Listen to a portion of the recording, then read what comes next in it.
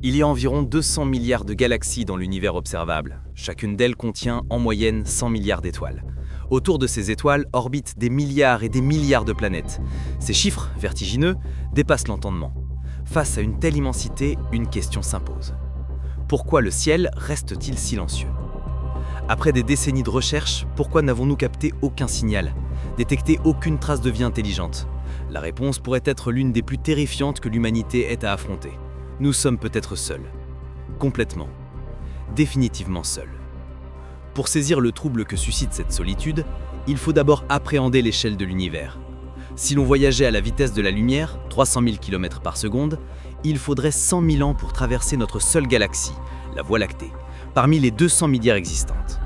Dans cette seule galaxie, les astronomes estiment qu'il y a au moins 40 milliards de planètes situées dans la zone habitable de leur étoile, où l'eau liquide pourrait exister et la vie émerger. Avec une telle probabilité, comment expliquer que nous n'ayons trouvé personne? C'est la question que s'est posée le physicien Enrico Fermi en 1950, donnant naissance au célèbre paradoxe de Fermi. Son raisonnement est simple.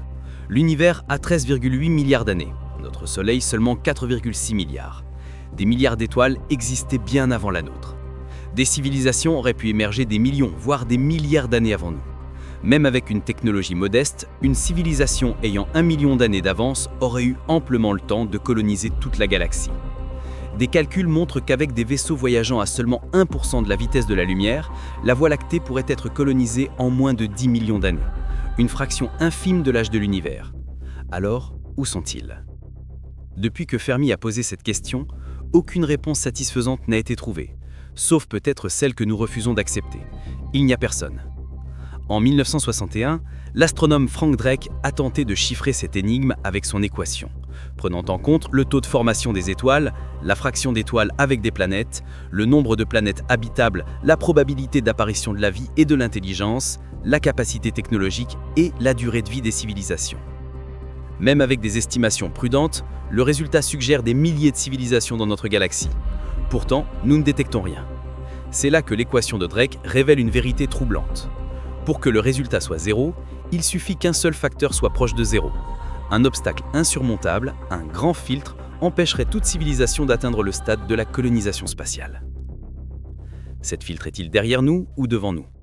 S'il est derrière, l'émergence de la vie ou de l'intelligence est un événement incroyablement rare, et nous sommes les gagnants d'une loterie cosmique. S'il est devant, cela signifie que toute civilisation avancée finit par s'autodétruire.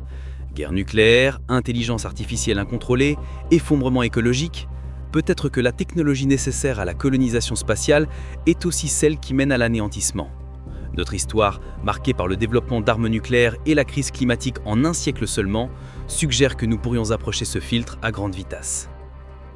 Il existe une autre possibilité, tout aussi troublante. L'univers est très vieux. Des civilisations ont pu naître, prospérer et disparaître bien avant l'existence de notre Soleil. Que reste-t-il d'une civilisation après 1 milliard d'années? Probablement rien. L'univers pourrait être un immense cimetière, un océan de ruines invisibles. Nous scrutons le ciel en espérant un signe, sans réaliser que le silence n'est peut-être pas une absence de vie, mais une absence de survie. La science ne peut pas encore trancher, mais les indices pointent vers une vérité inconfortable.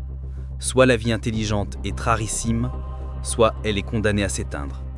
Dans les deux cas, nous sommes seuls face à l'immensité, sans personne pour nous guider ou nous sauver. Cette solitude est peut-être le prix à payer pour exister dans un univers qui n'a pas été conçu pour nous. Mais il y a une autre façon de voir les choses.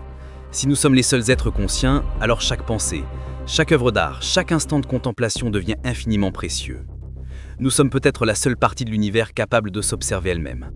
Pendant des milliards d'années, l'univers a existé dans le silence. Puis sur une petite planète bleue, nous sommes apparus. Peut-être que notre rôle n'est pas de trouver d'autres civilisations, mais d'être les témoins de l'univers. Si c'est le cas, notre responsabilité est immense. Car si nous disparaissons, l'univers redeviendra ce qu'il était avant nous. Un magnifique océan d'étoiles que personne ne regardera jamais.